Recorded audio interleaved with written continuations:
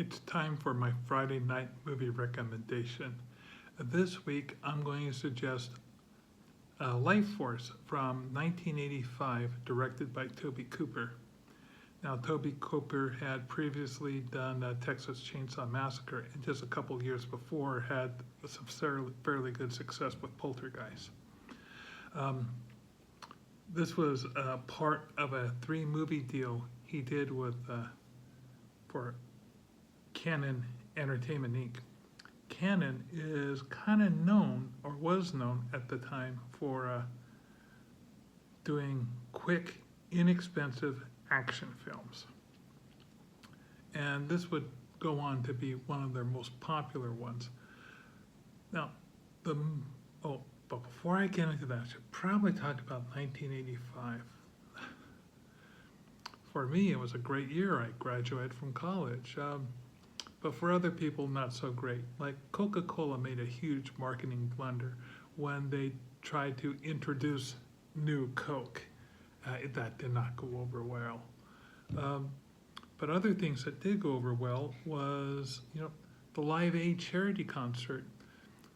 Dozens of huge performers went in, David Bowie, Bob Dylan, one star after the other lend their support and their talents to this. And what happens at the end of it? Queen steals the show. So it just goes, their performance was just nuts. Freddie Mercury just really let it all hang out on that one. Let's see other things that happened in 1985. Super Mario Brothers was released on the Nintendo gaming system. Calvin and Hobbes debuted in newspapers. Yes, there were such a thing as newspapers at the time. And the Billboard's top song was Careless Whisper by Wham.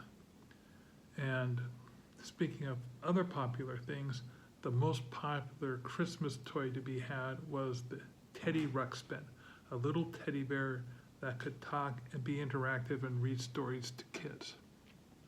Okay, so why am I recommending Lifeforce? Well, space vampires. Who doesn't like the idea of space vampires? So space vampires was what this movie's based off of. I highly recommend the book because based is a really loose term here. The fellow who wrote the book said, well, at least this movie has full frontal nudity, and it does. But we'll get onto that in a moment. I like the concept of space vampires, and now in the book, they're out in the asteroid belt on this. They find them in these aliens in this asteroid belt, supposedly, dead or inert or what have you. But they changed this for the movie. In the movie, they made it so that the alien ship was inside the tail of Halley's Comet and was being dragged around it. And the whole thing would sweep by every 100 years or so.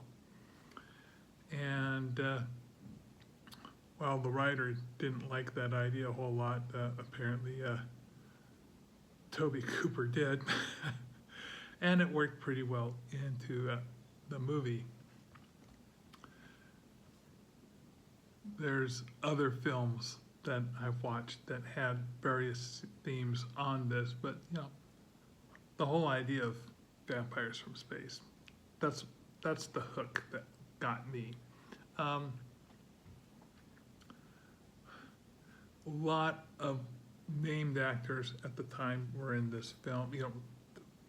We're talking characters, actors that had been coming up, and some younger unknowns. A truly young unknown was Matilda May. She's the actress who plays the Space Girl. The Space Girl doesn't actually have the name of this one. They never, and Matilda May basically only gets about 8 minutes of screen time, which is, past Sir Patrick Stewart, who wasn't Sir Patrick Stewart then, got nearly double that amount of screen time. And most of Matilda's screen time was new. Now, Matilda was, they wanted an actress who was young, who was beautiful, because there was these creatures were supposed to have been found, you know, in capsules or whatever, naked in space. So that was a key component. And no one thought they could get away with this much nudity. And it was a lot of nudity, especially for 1985. But they managed to get away with it with careful little shadows here and there. But Matilda on the set was just pretty much walking around without a robe because she got very comfortable with being nude. Now, she was 18 at the time and celebrated her 19th birthday on the set. Had a background in ballet so she could make her body move, and she had a gorgeous body. So you have that to look forward to. But what I really liked when I saw this at the theater was the practical special effects were phenomenal. The whole, wait till you see what happens. You're gonna go and go, wow, that's not your typical vampire movie. This is some other weird, wacky stuff happening on here. And